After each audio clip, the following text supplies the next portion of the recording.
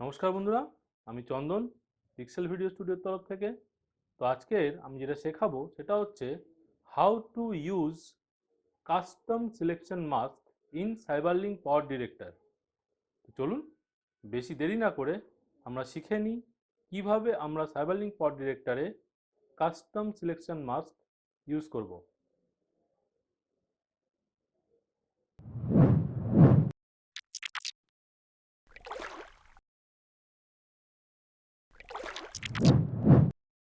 তাহলে বন্ধুরা, আজকে আমরা শিখব কাস্টম সিলেকশন মার্কস দিয়ে আমরা কিভাবে যে কোনো টেক্সট অ্যানিমেশন বা কোনো অবজেক্ট অ্যানিমেশন বা অবজেক্ট মাস্কিং, টেক্সট মাস্কিং এগুলো করতে পারি। ঠিক আছে? তো লেন্দি, এই প্রসেসটা একটু লেন্দি কিন্তু এফেক্টিভ। তো চলুন দেখে নিই। তার জন্য আমাদের কি লাগবে? তার জন্য এরকম একটা আমাদের ভিডিও লাগবে, সিম্পল ভিডিও, একদম সমুদ্রের ওয়েবের ভিডিও আছে। তো আমি এখানে একটা টেক্সটকে প্লেস করব, যেটা নাকি সমুদ্রের জল দিয়ে ঢেকে চলে যাবে। ওকে, তো সমুদ্রের এই ওয়েবটাকে আমরা কি করব, ফার্স্টটাকে নিয়ে আসব, তারপরে আমরা টেক্সট নেব, সিম্পল টেক্সট, ঠিক এর তলায় আমরা নিয়ে আসবো। ঠিক আছে, তো এইবার আমি কি করব, এইবার আমি এই ওপরের যে ভিডিও ক্লিপটা আছে এটা করব copy, control C for copy. তারপরে থার্ড লেয়ার এসে এখানে করব control V for paste. Okay, তো যেই করবেন, তো এখানে দেখবেন মাই টেক্সট বলে বা মাই টাইটেল বলে কিছু লেখা ছিল, ওটা ভ্যানিশ হয়ে যাবে। তো এই লেখাটাকে আমরা কি করে নিয়ে আসতে পারি, এই নিচের যে লেয়ারটা আছে বা নিচের যে ট্র্যাকটা আছে এখানে আমরা করব মাস্কিং। ওকে, তার আগে আমরা টেক্সটটা লিখে নিই।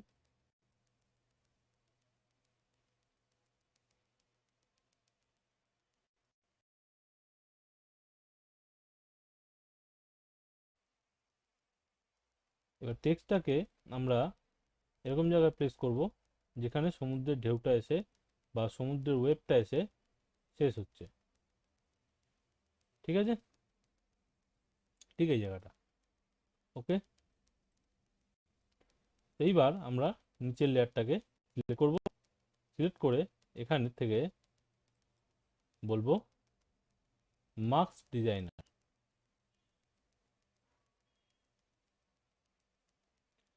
তো এখানে আমরা দেখতে পাচ্ছি ওপরে অনেকগুলো মাস্ক রয়েছে বা মাস্কের অপশান রয়েছে। আমরা এগুলো ইউজ করব না, এগুলো ইউজ করলে এই সমুদ্রের যে ওয়েব আছে ওয়েবের সাথে আমরা মিল করতে পারবো না। তার জন্যই তখনই আমাদের কিসের দরকার হয়, এই মাস্ক সিলেকশন টুলের দরকার হয়। ঠিক আছে, তো আমি এটা নেব, নিয়ে আমরা এই টেক্সটটা যতটা বড় ঠিক সেই মাপের বা তার থেকে একটু বড় মাস্ক ড্র করব, ঠিক এখান থেকে যেখানে সমুদ্রের ওয়েবটা দেখা যাচ্ছে, এইখান থেকে।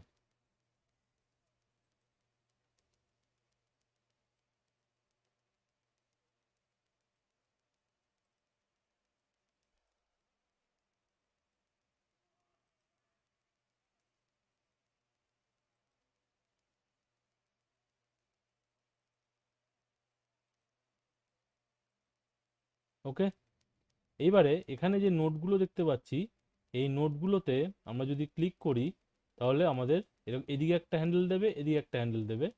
তো আমরা এই হ্যান্ডেলগুলো ধরে এরকম কমাতে বাড়াতে পারি বা এর ওয়েবের শেপে নিয়ে আসতে পারি।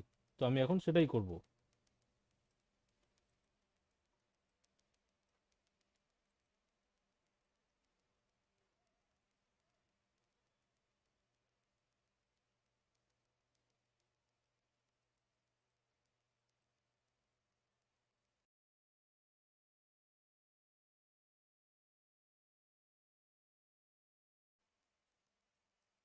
ওকে, ড্র করে নিলাম। এবার আমাদের নিচে যে টাইমলাইনটা রয়েছে, এখানে যখনই এটা ড্র করলাম তখনই এখানে আমাদের একটা কি ফ্রেম দিয়ে দেবে। ঠিক আছে, তো এবার আমরা এই কি ফ্রেমের সাহায্যে কি করতে পারি, জিনিসটাকে আমরা অ্যানিমেট করতে পারি। কিভাবে? আমরা টাইমলাইনটাকে একটু বড় করে নেব। ঠিক আছে, তারপরে আমরা প্লেহেডটাকে টেনে ঠিক এতটা নিয়ে আসবো। ওকে, তো আমাদের সমুদ্রের ঢেউটা এগিয়ে আসলো। আমরা কি করব, এই মাছটাকে ধরেও সমুদ্রের ঢেউটা যেখানে তৈরি হলো সেখানটায় নিয়ে যাব। ওকে, নিয়ে গিয়ে আবার এগুলোকে আমি অ্যাডজাস্ট করে দেবো।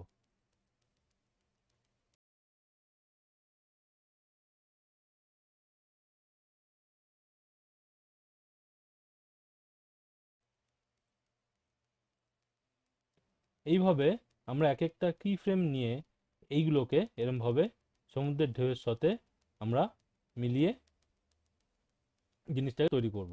আমি এবার একটু এটাকে তাড়াতাড়ি করে দিচ্ছি।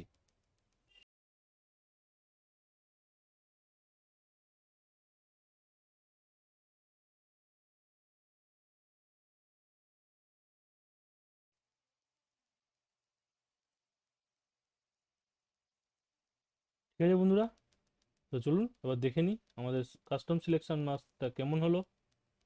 আমরা এখানে ওকে করে বেরিয়ে আসবো। ঠিক আছে, তো আমাদের এটা রেন্ডার করে নিতে হবে। তো রেন্ডার করে নিলে আমাদের এই ভিডিওটা ভালো মতন আমরা চালিয়ে দেখতে পারবো, বা এটা আটকে আটকে যাবে না। তো চলুন তাহলে আমরা এটাকে রেন্ডার করে নিই প্রথমে।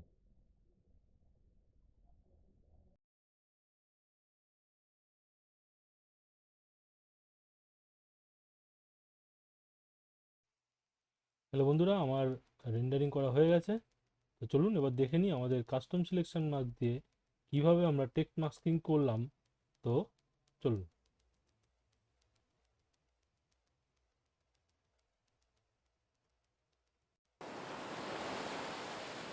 দেখুন বন্ধুরা কি সুন্দর আমরা টেক্সট মাস্কিং করে ফেলেছি। ওকে,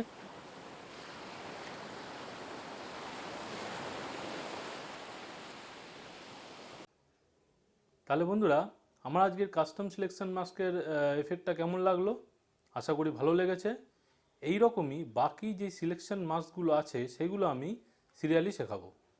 এর পরবর্তী টিউটোরিয়ালে সেগুলো আমি আপলোড করব। সুতরাং আমার এই আপলোড কন্টেন্টগুলো দেখতে হলে আপনাদের অবশ্যই লাইক, শেয়ার আর সাবস্ক্রাইব করতে হবে। আর আমার এই রকমই আরও ভিডিও এন্ড স্ক্রিনে অথবা ওপরে আই বাটনে দেওয়া থাকে, সেগুলো আপনারা চেক আউট করতে পারেন। তো আজকের মতন টাটা, বাই বাই।